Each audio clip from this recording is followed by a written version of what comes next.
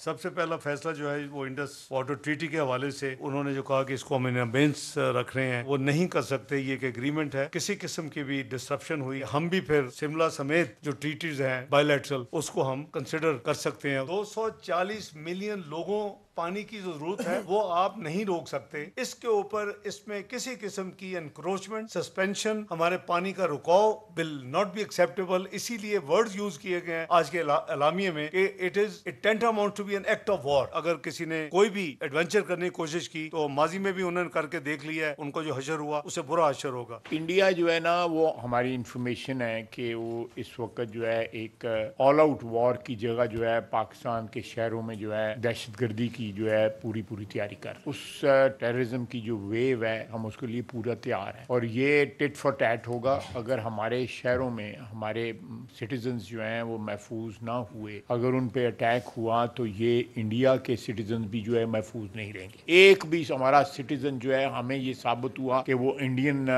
Perpetrated या Indian orchestrated attack में कोई शहीद हुआ है तो वी विल मेक देम पे थ्रू देयर नोजेस। इंडियंस को जो है ये बिल्कुल क्लैरिटी के साथ पता होना चाहिए। मैं फिर कहूंगा कि दुनिया की तारीख में मोदी से बड़ा टेररिस्ट कोई पैदा नहीं हुआ। हम इंड का जवाब पत्थर से देंगे, किसी के शक शुबे में नहीं हुआ। हमारी अफवाज तैयार है और अल्लाह के फजल से हमारे कौम भी तैयार है। वैसे ख्वाजा आसिफ साहब से ज़िंदगी भर मेरा किसी चीज़ पे एग्रीमेंट नहीं है, लेकिन जो नरेंद्र मोदी के मतलब उन्होंने कहा है 100% I totally agree with it. Not only that कि वो एक वॉर हिस्टेरिया और वॉर मॉन्गर है, बल्कि गुजरात के अंदर जो ज्यादती और जुल्म हुई उसके बाद जितनी बेरहमी और बेहसी से उसने वहाँ के मुसलमानों को डिस्क्राइब किया, ये एग्जैक्टली डिस्क्राइब करता है कि नरेंद्र मोदी के जहन में इस वक्त पहलगाम को लेकर या पहले पुलवामा को लेकर या किसी और चीज़ को लेकर क्या अज़ाइम है, वो कि वॉर लाइक अज़ाइम है। मेरे पास एक ख़बर है जो बड़ी ख़तरनाक है, आपसे शेयर करूँगा। इस वक्त हिंदुस्तान और पाकिस्तान जो है वो वॉर की ब्रिंक के ऊपर है। इसमें एक अच्छी बात भी है और एक बुरी बात भी है। बुरी बात यह है कि दोनों तरफ से कैजुअल्टीज़ होगी, आम सिविलियंस मारे जाएंगे। अच्छी बात यह है कि पाकिस्तान की मौजूदा फ़ौज जो है वो हिंदुस्तान के लिए के साथ मुकाबले के लिए पहले से ज़्यादा तैयार है। नेवर इन द हिस्ट्री इतनी प्रिपरेशन हो जितनी कि इस वक्त है। तो वो अगर हिंदुस्तान ने शौक पूरा करना है तो बिल्कुल कर ले, क्योंकि मेरे पास जो इस वक्त खबर आपसे मैं शेयर करता हूँ बड़ी बड़ी ख़तरनाक खबर है और वो पानी के हवाले से है कि हिंदुस्तान ने जो इंडियन ये जो कह रहा है इंडस बेसिन ट्रीटी की वायलेशन जो वो कर नहीं सकता under the Vienna clause, under the international जो हमारी अंडरस्टैंडिंग है जिसमें वर्ल्ड बैंक गारंटियर है। लेकिन ये एक्ट ऑफ वॉर है और ये एक्ट ऑफ वॉर का मतलब क्या है ये मैं आपसे खबर शेयर करूंगा अभी थोड़ी देर में। लेकिन सबसे पहले जिस हिंदुस्तान को हम डील कर रहे हैं जो टेररिज्म का या ड्रामा करता है या उसकी फोर्सेस फेल हो जाती है, अगर वहाँ पे इंडिजिनस मूवमेंट चल रही है कश्मीर के अंदर उस वजह से और वो बहाना बनाकर पाकिस्तान पर अटैक करते हैं, वो नरेंद्र मोदी उसका माइंडसेट क्या है अगर लोग भूल गए हैं तो मैं आपको बताने की कोशिश करता हूँ कि जब उनसे सवाल पूछा गया कि आप गुजरात के सीएम थे और आपके दौर में इतना बड़ा वायलेंस हुआ, 2200 मुसलमान जो है वो टारगेट करके मारे गए, तो आपको उसमें कोई रिग्रेट नहीं है? उन्होंने जिस तरह डेरोगेट किया है मुसलमानों को, इससे आपको अंदाजा होगा कि जब वो पाकिस्तान को डील करता है नरेंद्र मोदी जो कि एक मुस्लिम कंट्री है, उसका ऑब्सेशन, उसकी डेस्परेशन, उसकी फ्रस्ट्रेशन जो होती है वो होती क्या है, which is entirely based on war, which is entirely based on conflict. वो चाहता है नहीं इस खत्ते के अंदर जो है वो स्टेबिलिटी और पीस है। पूरी दुनिया भी मिलकर चाहे, वो ये एक बंदा नहीं चाहता क्योंकि इसको कुछ जहनी प्रॉब्लम है और जहनी प्रॉब्लम में हवा में आवाज़ नहीं उठा रहा। ये बंदा कुछ जहनी मरीज है जो इस तरह का जवाब दे सकता है इंसानियत के कत्लेआम के ऊपर जो जवाब इसने दिया। इसका सवाल पूछा गया बेसिकली आपकी अदालत के अंदर के जनाब अफसोस ने कहा भाई बात ये है, अफसोस क्या होना कि अगर एक कुत्ते का बच्चा अभी गाड़ी के नीचे आ जाए तो उसका भी अफसोस तो होता है। उसने मुसलमान वो गुजरात के जानवर के साथ कंपेयर करके इस तरह इंसानियत की धज्जियाँ उड़ाई, इससे इसका माइंड सेट आपको चलता है पता।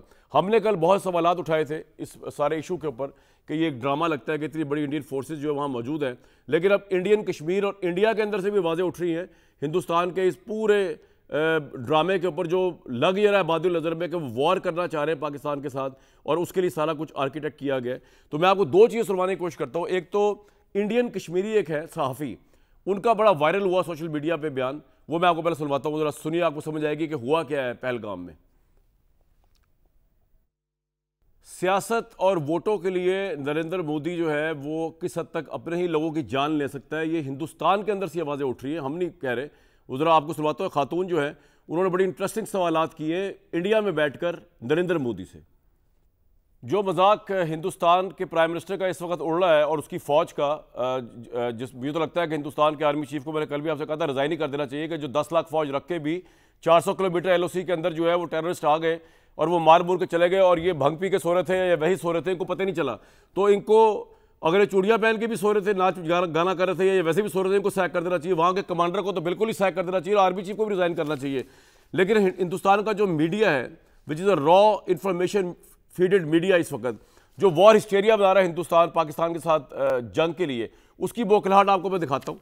आप अंदाजा लगाएं कि हिंदुस्तान का मीडिया बता रहा है कि जी ये जो सारा अटैक हुआ पहलगाम के अंदर, इसमें पाकिस्तानी सैफुल्लाह कसूरी जो है वो इसका मास्टरमाइंड है। अगर आप दिखा सके स्क्रीन के ऊपर और उसकी स्प्लिट स्क्रीन पर दिखाएं, ये जो ये बता रहे हैं कि जी ये बंदा जो है ये इसका मास्टरमाइंड है।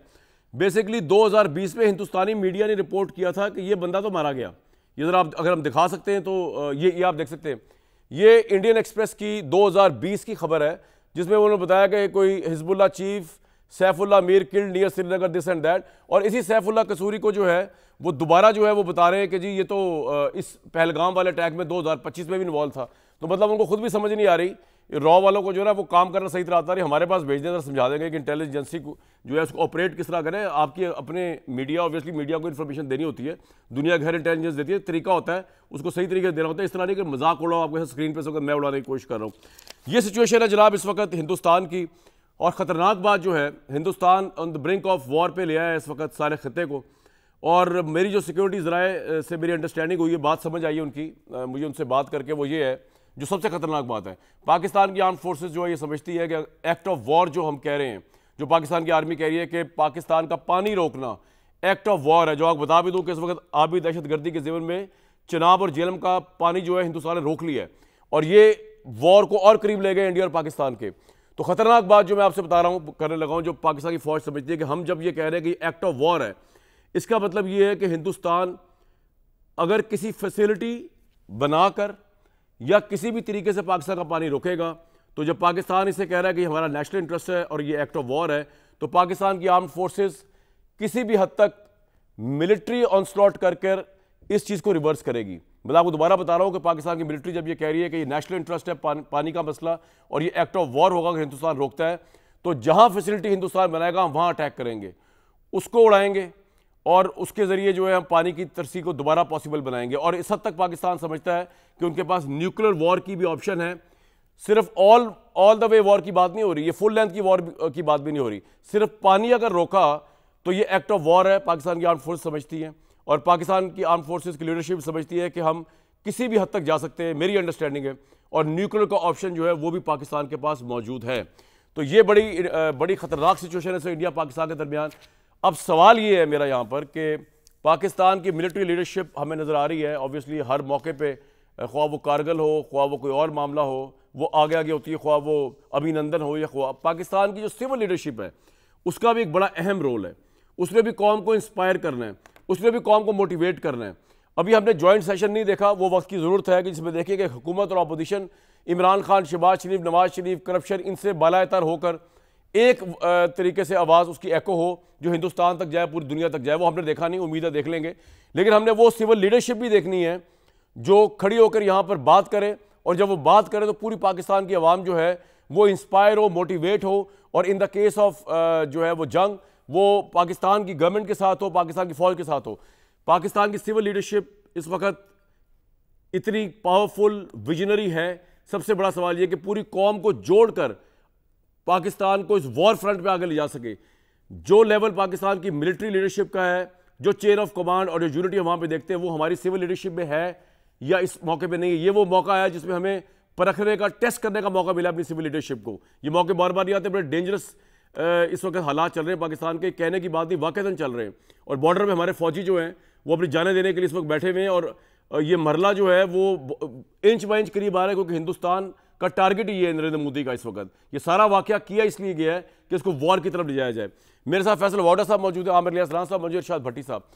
वाडा साहब, कंटेमिनेशन बहुत होगी हिंदुस्तान की, वो हम कर रहे हैं, आप भी करेंगे, लेकिन हम वक्त को बचाते हुए आगे चल के सिविल लीडरशिप पाकिस्तान की यहाँ पर इस मुल्क को ड्राइव कर सकती है। यूनानिमिटी ऑफ कमांड के जरिए पूरी पाकिस्तानी कौम को वलवला जोश, स्पीचेस के जरिए, अपने एक्शंस के जरिए, मौजूदा सिविल लीडरशिप, मौजूदा हमारे प्राइम मिनिस्टर कि लोग जो है वो लब्बैक कहें और वलवले के साथ हिंदुस्तान का मुकाबला करें? बहुत शुक्रिया कामरान शाहिद साहब, आपने आज अपना प्रोग्राम शुरू किया और समाप्त भी कर दिया, और बहुत ही कॉन्क्रीट और ऑथेंटिक और बड़ा इंडोस्ड और फोर्सफुल आपका इंट्रोडक्शन था।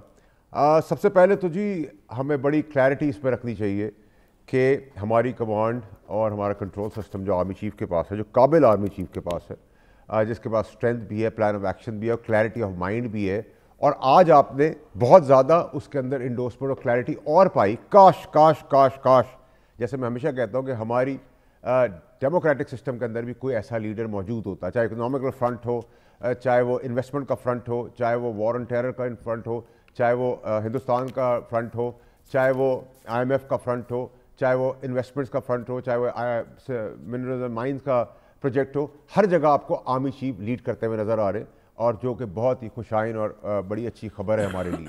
नंबर 1।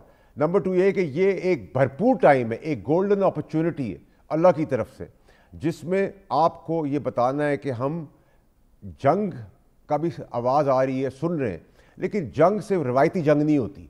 उसके लिए तो हमारी फ़ौज बहुत तगड़ी है, हमारी एयरफोर्स जो है वो फिश करके एनिमी को बाहर निकालती है और मारती है, हमारी नेवल फोर्सेस तगड़ी है, ये सब चीज़ें हमारे पास हैं, हमें आज बताने की ज़रूरत नहीं। हमने पहले भी मुँह तोड़ जवाब दिया है, अभिनंदन के साथ साथ हमने बहुत सारे लोगों को चपड़े मार के, मूछे मोड़ के, उनके हाथ में दे के उनको रवाना भी किया है।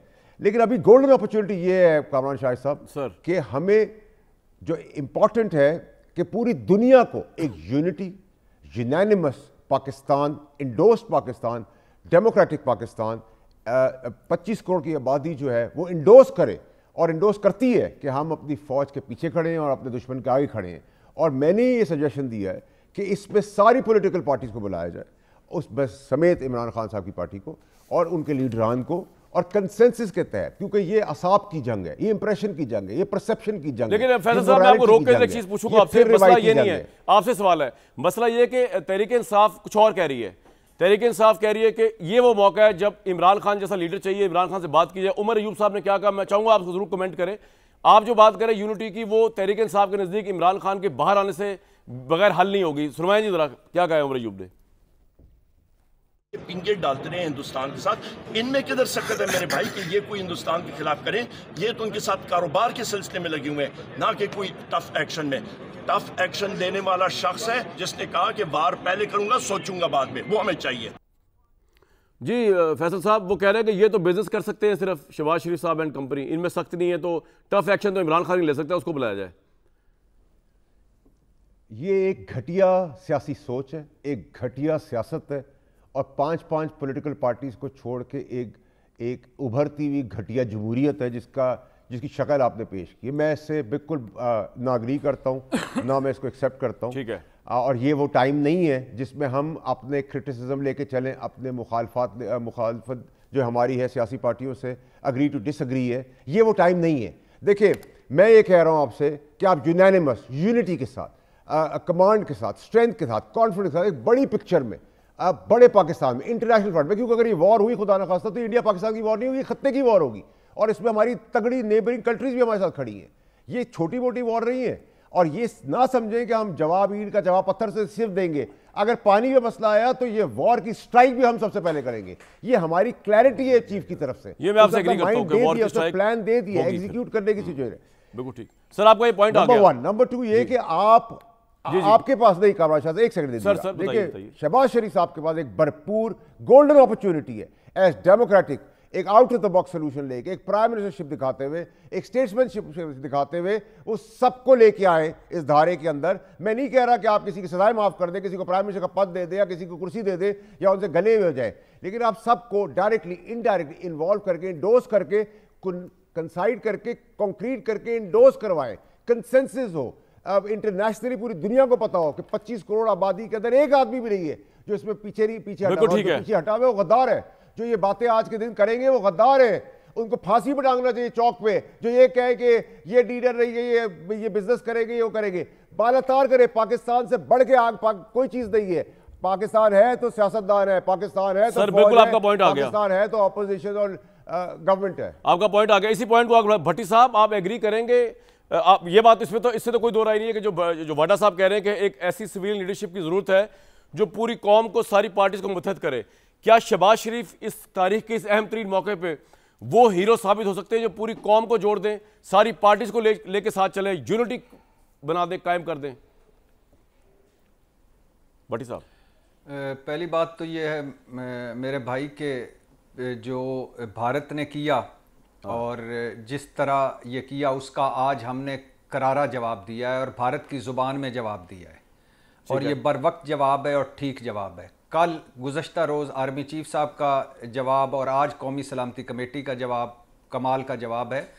और 25 करोड़ लोग इस वक्त जब भारत का मामला होगा तो अपनी फ़ौज के पीछे खड़े हैं, कोई दो राय हो ही नहीं सकती। और जिस तरह भारत ने किया है जो दहशतगर्दी की और एक फ़ाल्स फ्लैग ऑपरेशन सजा कर और फिर उसकी आड़ में उस वक्त जब अब आज उसको बड़ी नाकामी होगी कि जब ये नहरों वाला मामला खा के मेरे तवक्कुआत के अगेंस्ट गया है, लेकिन बहरहाल उसको नाकामी होगी कि जब हमने वो मामला सेटल कर लिया, वो तो इसी के चक्कर में था।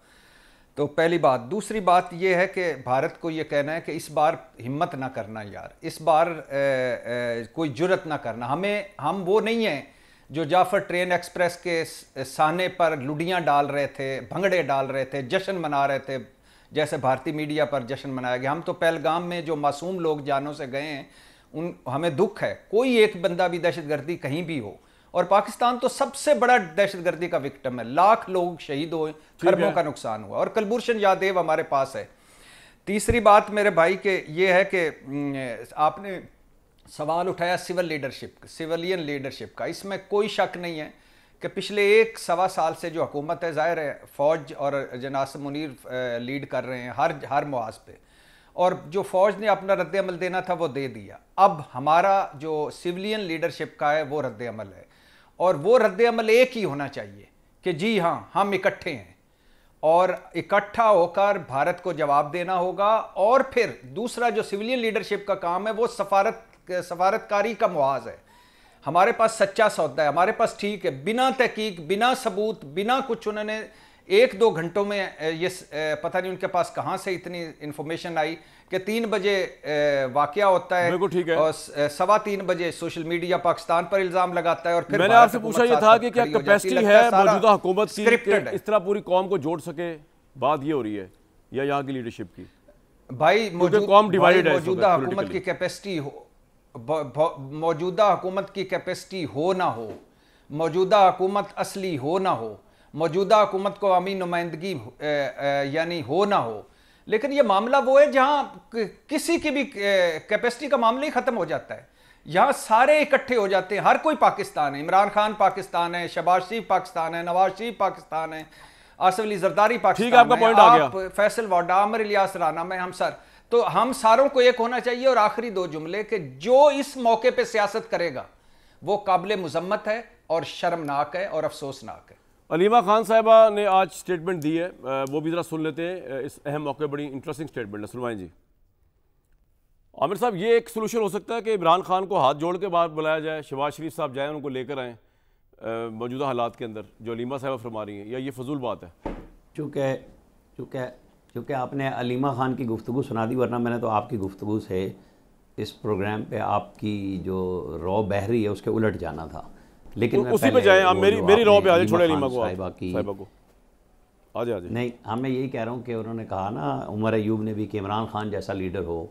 अलीमा खान कहती हैं इमरान खान जैसे लीडर ने 5 अगस्त 2019 के बाद जब शहबाज शरीफ ने तकरीर की थी बतौर अपोजिशन लीडर, क्या कहा था आपको याद है कि क्या मैं जंग कर दूँ? ये थे वो बहादुर जब कश्मीर पे सौदा करके वर्ल्ड कप की सूरत में एक लेके आए थे कि जनाब पूरी काबीना जाके एयरपोर्ट से लेके आई थी कि मैं तो ऐसे आया हूँ जैसे वर्ल्ड कप दूसरा ले आया हूँ। वर्ल्ड कप वही था ना कि हमें आधा घंटा सज़ा दी थी। लेकिन आज मैं आपको ओवरऑल बताऊँ, चूँकि आपने अलीमा खान का सुनाया, हमें ना इस बहस से बाहर निकल जाना चाहिए क्योंकि हमारी पूरी कौम ने एक बेहतरीन मैसेज दिया है। और जो पेड़ रा के या गुमराह चंद अनासिर हैं जो सोशल मीडिया पे इस वक्त इंडिया के लिए काम कर रहे हैं और फ़ौज के ख़िलाफ़, पाकिस्तानी फ़ौज के ख़िलाफ़ बैशिंग कर रहे हैं, बाकी सब सियासी लीडरशिप ने यहाँ बैठ के भी सब ने अपने अपने बयानात में पाकिस्तान की बात की है, अपनी क़ुव्वत का किया है। और आज जो आपने स्टार्ट में बात की, देखें नेशनल सिक्योरिटी कमेटी को चेयर प्राइम मिनिस्टर शहबाज शरीफ ने किया, उसमें हमारी मुसल्लह अफवाज के सरबरान थे, इंटेलिजेंस चीफ्स थे, हमारे वज़रा थे। हमारे वज़रा ने हुकूमत की नुमाइंदगी करते हुए, पाकिस्तान की नुमाइंदगी करते हुए प्रेस कॉन्फ्रेंस की। लिहाजा इस बात से आप भी बाहर निकले कि कौन लेके चलेगा, जो हैं उन्होंने ही अनाउंस किया। और ये जो वाटर ट्रीटी के ऊपर कही है, बिल्कुल जो फुल स्पेक्ट्रम है ना, उसको आप एटमी जंग का ऐलान समझें, क्योंकि पिछली दफ़ा हमने चाय पिला के भेज दिया था, अब हम मेज़बानी इंडिया में घुस के मार के बैठ के करेंगे।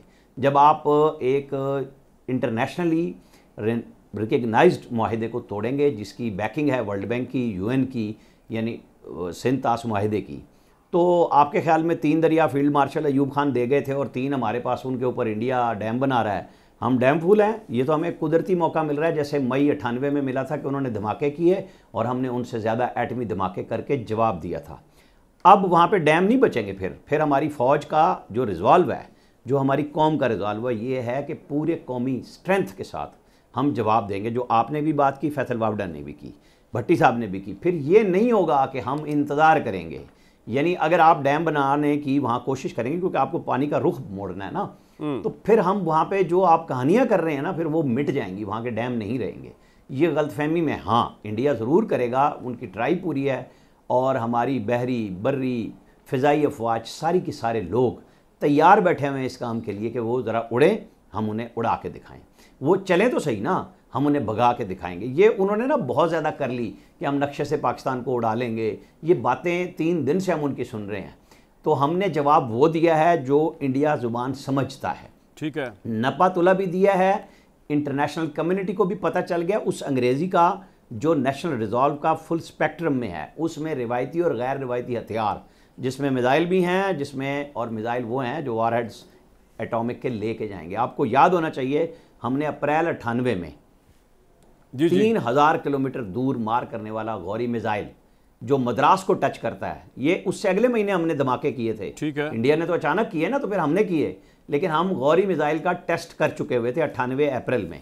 चेक कर लें जाके रिकॉर्ड, जिसको हमारे कई जय्यद साफियों ने कहा वो मुशर्रफ दौर में जी, यहाँ पे मैं मुशर्रफ की तारीफ कर रहा हूँ, वो जो उसको पैक कर दिया गया था, मतलब भाई उसके मुशर्रफ तो हिंदुस्तान जाके जब बोलता था तो कोई टक्कर का लीडर नहीं है भाई। यहाँ हमारे पास ऐसा प्राइम मिनिस्टर कोई नहीं है जो यहाँ बोल रहे पाकिस्तान में। क्या बात कर रहे हैं? एक मिनट मुझे बात कर लेने तो। उन्होंने जो बहुत बहादुरियां भी की और जो कुछ और किया था वो भी बता देता हूँ आपको। मैं साथ था आगरा में, कोई ऐसी कहानी नहीं है, हमें पता है उस समिट का भी।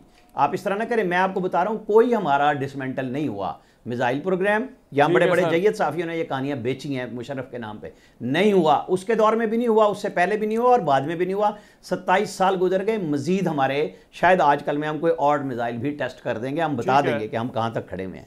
इशू यही है कि ये पूरी कौमी रिजॉल्व है, पूरी कौम अपनी फ़ौज के साथ, अपनी गवर्नमेंट के साथ, जिन्होंने फैसले लिए हैं आज बैठ के।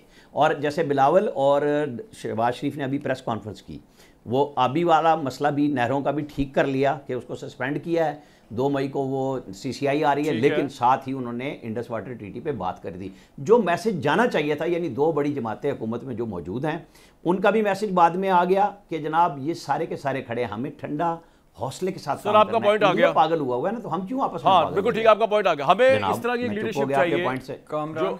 जी बड़ी साहब जल्दी बोले, मैं ब्रेक लेनी। जी फरमाइए। जी मैं आमिर भाई ने ओवरऑल तकरीबन मजमूई तौर पर वही बात की जो आज कौम को बात करनी चाहिए थी। लेकिन मुझे दुख तकलीफ ये होती है कि इस मामले पर कि वो कश्मीर का सौदा करके इमरान खान आ गया। भाई इमरान खान इंपॉर्टेंट नहीं है कि किस तरह कश्मीर का सौदा करके आ गया। अगर आज मैं कहने लगूं कि जी मुझे नवाज शरीफ साहब से इतराज़ है, करनी है तो जवाब दिया जाएगा।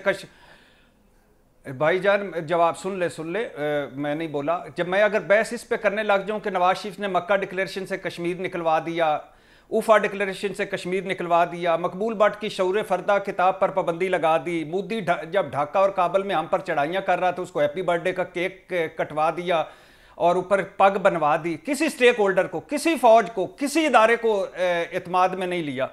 तो भाई कश्मीर का सौदा कश्मीर इमरान खान से 30 साल पहले भी था सर, पॉइंट आ गया आपका, 3 साल बाद में भी है। आपका पॉइंट आ गया। मुझे ब्रेक के लिए कहा जा रहा है, फैसल वाउडा आपने मेरा पॉइंट भी लेना है। आपका पॉइंट लूंगा भाई, अभी आऊंगा ब्रेक के बाद। तो फैसल वाउडा साहब पे नहीं जाना, ब्रेक पे नहीं जाना टू जज the two civilian leaderships.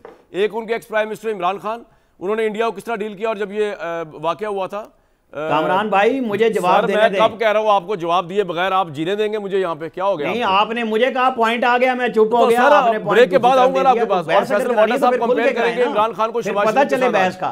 Sir आऊंगा आपके पास, आऊंगा एक ब्रेक के बाद आते हैं। उनका पॉइंट ऑफ व्यू है, मेरा भी पॉइंट जी आपका लेंगे ब्रेक के बाद। जी ब्रेक के बाद बात मैंने करनी नहीं, लेकिन फैसल वाडा साहब दोनों भाइयों जो हमारे उन्होंने बात शुरू कर दी। बात आ गई लीडरशिप की कंपैरिजन की, Imran and Shahbaz, your take, क्योंकि एक सिचुएशन ऐसी आई थी इमरान खान के दौर में भी। कामरान शाह साहब देखिए, सबसे पहली चीज़ ये कि मेरे लिए बहुत ही मोहतरम है राना इलियास साहब और भट्टी साहब, और आज मैं अपने दोनों दोस्तों से गुजारिश करूंगा कि आज सर हमने सिर्फ पाकिस्तान की बात करनी है, अपनी इख्तलाफी सियासत, एक दूसरे का क्रिटिसिज्म, आज हमें यूनाइटेड यूनानिमस यूनिटी के साथ, स्ट्रेंथ के साथ सिर्फ पाकिस्तान की बात करनी चाहिए। आज के दिन मैं ही नून लीग हूं, आज के दिन मैं ही बिलावल हूं, आज के दिन मैं ही MQM हूं, आज के दिन मैं ही PTI हूं, आज के दिन मैं ही जमात इस्लामी हूं, आज के दिन मैं ही तहरीक लब्बैक हूं, आज के दिन मैं पलीजू भी हूं, आज के दिन मैं पीर पगाड़ा मैं तो कहता हूं ये दिन कायम ही रहे सारे दिन आप जमात इस्लामी भी हूं। Unanimous unity, Pakistan first.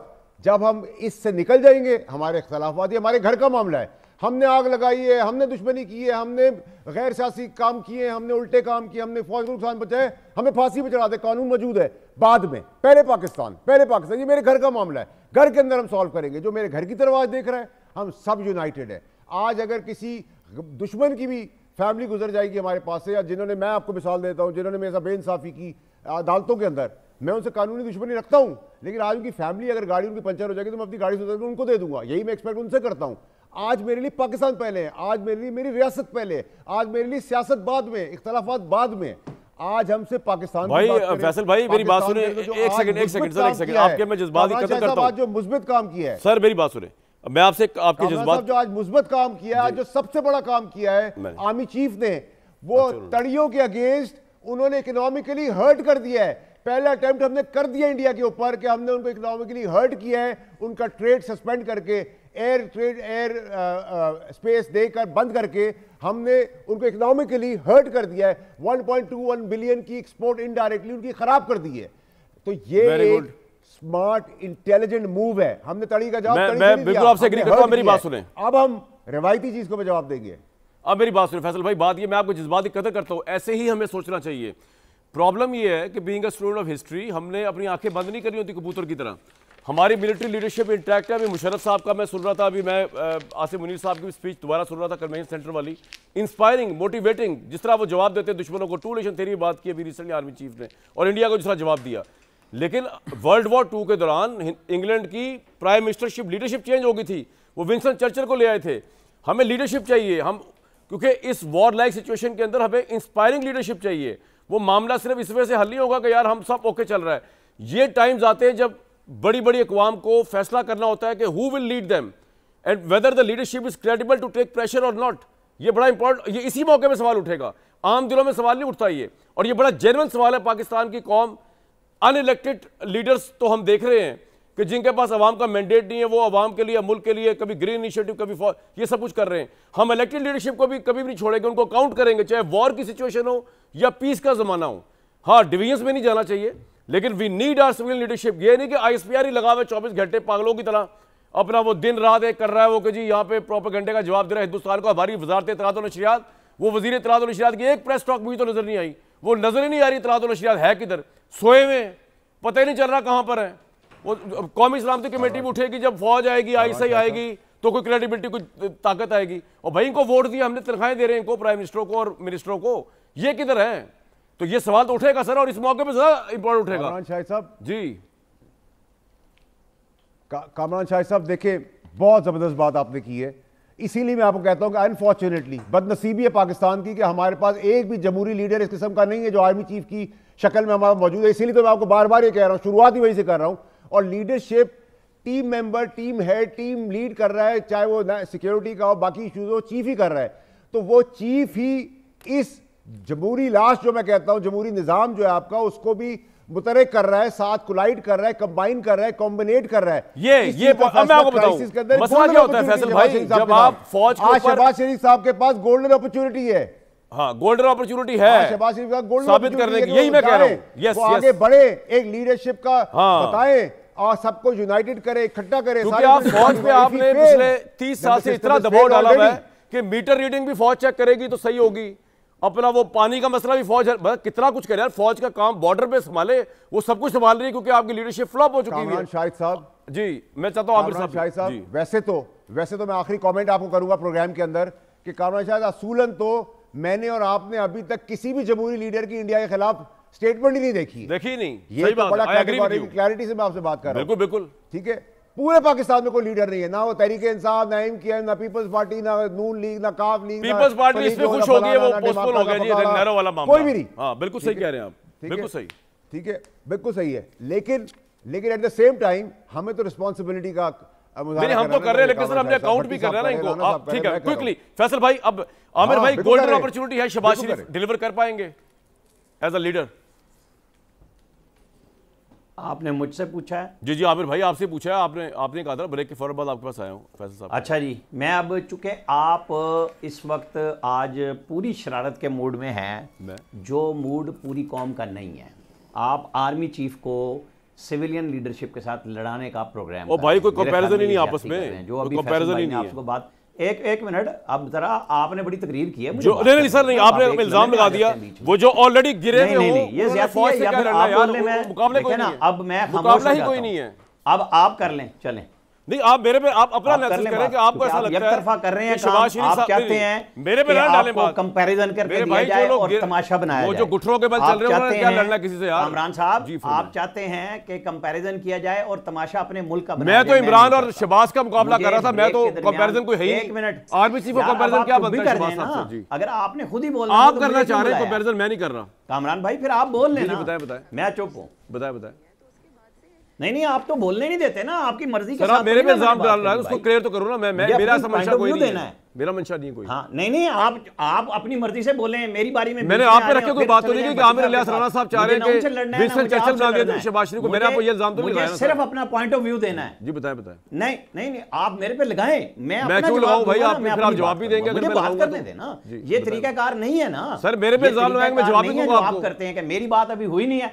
देखें बात करें सर, आपका फौरन आपने सुनाया अलीमा खान का जी बताइए, अलीमा खान का बयान सुनाया था ना, उसके बदले में मैंने इमरान पे बात की, वरना मैंने तो कोई बात नहीं की। लेकिन भट्टी साहब चूंकि उनके तर्जुमान बन के एकदम आ गए, मैंने कोई तारीखी हकायक से हट के बात नहीं की थी, ना मुझे जरूरत है किसी की बात करने की। जब आप लीडरशिप की बात करते हैं, नवाज शरीफ ने ठोक के पाकिस्तान का जिस वक्त हर चीज़ दाव पे लगी थी, इंडिया ने एटमी धमाके किए थे, और उनके बेटे यानी गौहर अयूब के बेटे उमर अयूब ने आज भी तारीखी झूठ बोला, जो गौहर अयूब किताब में लिख गया कि जी वो तो 28 की सुबह भी कह रहे थे कि हम सौदा कर लेते हैं। भाई वो जो शमशाद खान उस वक्त के सेक्रेटरी खारजा हैं, उनके साथ इत्तफाक से राना भी लगा हुआ है, वो रोजाना की बुनियाद पर झूठ बोलते हैं। 21 मई को अमेरिका क्लिंटन को खत जा चुका था तहरीरी तौर पर, और वो खत इन्होंने नहीं लिखा था, इन्होंने तो वो मारूजात लिखी थी। सर आमिर भाई आपका पॉइंट क्या है, प्लीज क्विकली बता दें मुझे। एक मिनट मुझे थोड़ा सा ना बात करने दें, हौसला पकड़े।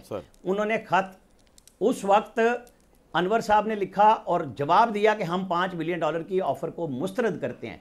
21 मई को लिखा जा चुका हुआ था, 28 मई को हम धमाके करते हैं। क्या मतलब क्या है? लीडरशिप होती है, फिर उसकी बैशिंग होती है, इस मुल्क में तबाह किया जाता है सियासी लीडरशिप को, उसका कोई जवाब है? बोने बोने क्रिएट किए जाते हैं, ला के खड़े किए जाते हैं, 2011 में जलसे कराए जाते हैं। आपको प्रोग्राम आज जब जिस स्पिरिट पे चला था वहां लेके चलना चाहिए था। आज हमारी गवर्नमेंट, हमारी फौज, हमारी सियासी लीडरशिप सारी पाकिस्तान की, उन्होंने इंडिया को प्रॉपर जवाब दिया है, अपने पाकिस्तान से खड़े होने का जवाब दिया है कि हम अपने रिजॉल्व में कमिटेड हैं। जब नेशनल सिक्योरिटी कमेटी बैठती है, ये सारे पाकिस्तान की नुमाइंदगी करती है। आप मैं क्यों तकसीम कर रहे हैं इस बात को? मेरा काम ही है। बयान सुन ले, उन्होंने कहा है, असद कैसर ने यह बयान दिया है कि हम बिल्कुल अपनी फौज के साथ खड़े हैं, हम बॉर्डर पे लड़ेंगे अपने। सर आपका पॉइंट आ गया, मुझे एक ब्रेक के लिए कहा जा रहा है, मैं आपको एक चीज को क्लैरिफाई कर दूंगा। हमारे बात में मौलाना फजलुर रहमान मेरी बात सुने, बात पॉइंट ये नहीं होता जो गयूर कौमें होती है ना, वो कभी भी खरगोश की तरह, कबूतर की तरह अपनी आंखें बंद नहीं करती, क्योंकि जंगी हालात हो गए तो हम अपने मुल्क के जो असल हालात हैं उनको डिस्कस ना करें। हमारा मकसद है चीज़ों को इंप्रूव करना। हमारा मकसद ये नहीं है कि आंखें बंद कर देना, क्योंकि मुल्क के हालात अब ऐसे चल रहे हैं तो फलां बंदा नाहल है उस पर ही बात ना करो, फलां बंदा। भाई इस वक्त तो एक्चुअल तो मुल्क की कमांड होती है मुल्क के प्राइम मिनिस्टर के हाथ में। मैं कुछ नहीं कह रहा हूं उनको बुरा, बड़े अच्छे आदमी हैं, मैं तो कह रहा हूं वो लीडरशिप दिखाएंगे, उनको दिखानी चाहिए। अभी तो एक दिन हुआ है, कौम से खिताब करना चाहिए, कौमी असेंबली से खिताब करना चाहिए, बात करनी चाहिए, स्पीच करनी चाहिए। और उन्होंने कहा डंडे लेकर तो नहीं पहुंच जाना इंडिया की बॉर्डर के ऊपर। आप तो इस तरह माइंड कर जाते हैं शहबाज शरीफ साहब में बात करेंगे, उनमें अनटचेबल बात ही नहीं हो सकती। और मैं खुदा ना खासा कोई नहीं लड़वा नहीं रहा, हमारी फौज और हमारी गवर्नमेंट जो है वो इकट्ठी हैं, और वो ये वॉर नहीं थी उससे पहले भी इकट्ठी हैं, वॉर लाइक सिचुएशन में तो और इकट्ठी हैं। लेकिन हमारी ख्वाहिश है कि हमारा इलेक्टेड लीडर कोई भी हो, ख्वाह वो 10 साल पहले था, 5 साल पहले था, उसमें स्पार्क होना चाहिए। मुशर्रफ साहब के दौर में मुशर्रफ साहब को देखिए आप, वो क्या बात करते थे, उस टाइप उस लेवल का लीडर कोई नहीं हमारे पास सिविलियन। आज जो कन्वेंशन सेंटर में स्पीच की है आर्मी चीफ ने, मुझे इसलिए सुनवानी पड़ रही है, और भाई कोई इस लेवल के आगे बात कर जाए यार, ताकि लोगों का लहू तो गरमाया जाए। सुनवाएं जरा, इसकी बाज़गश्त इंडिया तक गई थी। मैं तो वोट भी नहीं देता आर्मी चीफ को, ना उसका वो है, लेकिन भाई हमारा जो इलेक्टेड मैंडेट जो वोट लेता है वो तो बात करे यार। सुमियों बुकमन मुंह में गोगले डाल के बैठे हुए सारे, बात करें, इंडिया को जवाब दें जिस तरह इन्होंने दिया आर्मी चीफ ने। सुनवाएं जी। पाकिस्तान की कहानी अपने बच्चों को जो है आपने जरूर सुनानी है, ताकि वो पाकिस्तान की कहानी ना भूलें। Well, our forefathers they thought that we are different from the Hindus in every possible aspect of life. Our religion is different, our customs are different, our traditions are different, our thoughts are different, our ambitions are different. That was the foundation of the two-nation theory that was laid there. That we are two nations, we are not one nation. So because of that, our forefathers, they struggled, mounted that incessant struggle to create this country. Our forefathers, they have sacrificed immensely, and we have sacrificed a lot for the creation of this country, and we know how to defend it. Speech आपने सुन ली। पाकिस्तानियों परेशान ना होना, border पे हमारे फौजी हैं और पीछे लीडरशिप हमारी मौजूद है, बाकी सिविल लीडरशिप को भी उठाने की कोशिश कर रहे हैं। कल नेक्स्ट वीक तक के लिए इजाज़त।